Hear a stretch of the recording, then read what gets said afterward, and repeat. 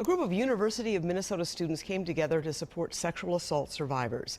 The march comes as the University of Minnesota takes on a new initiative to address sexual assault prevention on campus. This past fall, the Gopher football program made national headlines when 10 players faced allegations of sexual assault. Since then, a fraternity has been suspended following a reported rape. Yesterday, survivors shared their stories before marching. My perpetrator hurt me, but he did not break me. To all the survivors listening today, I applaud you for your bravery, for facing the world despite the fear that sexual assault can drive into a person's everyday being. The U is adding mandatory training for faculty and staff and will form a President's Advisory Committee. President Eric Kaler said the new protocol is based on the recommendations of a group that assessed the education and response to sexual assault on campus. Now, according to the Sexual Assault Data Report, in 2015, 294 sexual assaults were reported at colleges and universities throughout Minnesota. Of those reported, 156 were investigated by the school, and 109 were then referred for possible discipline. The report, which we have a link to on our website, breaks down sexual assaults for every college in the state.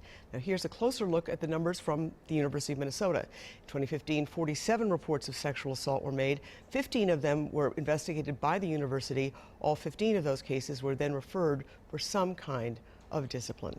Joining us to talk about sex assaults on campus is Jeanne Ronayne. She is the executive director of MNCASA. Thank you so much for coming in. Good morning, Esme. Right. Let me ask you about this report. This is just one page of it. We've got a link on our website. This is new because of a new state law. It lists every single college and how many assaults were reported. What are your thoughts about this database? It does. I'm pleased that we have the reports and that we're doing this report annually.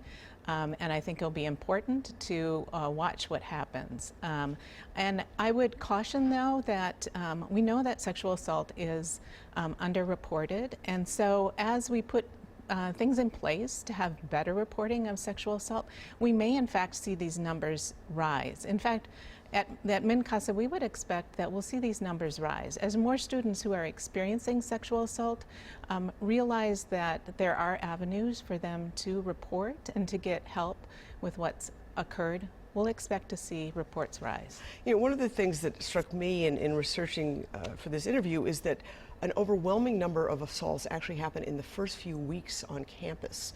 Why is that? Absolutely. Well, we know that this is a high-risk time for new students. The stats tell us that for female students during the course of their college years, 1 in 5 are experiencing sexual assault. That's an enormously high number. And we also know that these first weeks of school are a high-risk time. Of course, if you think about it, here you are, a new student, you know, all the opportunities that are opening up for you, the excitement of being on campus, all of the enjoyment of being on campus. We don't want to see that, you know, diminished the way that it can be, of course, if something like this happens. I also want to say we do have a link on our website to one of your websites, rapehelpmn.com, and I noticed that there was a part there for victims, a part there for educators and people who are treating people, but also for friends. Yes. What is the role of friends here? Yes. Friends, to believe your friend, to support your friend, to let your friend or loved one make the choice about how they want to proceed. So do they want to report it to the school? Do they want to report it to law enforcement? Those are options, but we would always want the victim survivor to be in charge of their own healing and in charge of what they do following the assault. So support is the best thing that a friend or loved one can do. And, you know, going back to the incident involving the 10 football players, a number of them were cleared, and we want to state that, but a report was issued on that, and it really contained just horrifying details. And while I am no way suggesting that any victim should ever be blamed, alcohol was very much a contributing factor here. Yes. How prevalent is that, and what should kids and parents know here? Well, alcohol is an issue with many of these cases.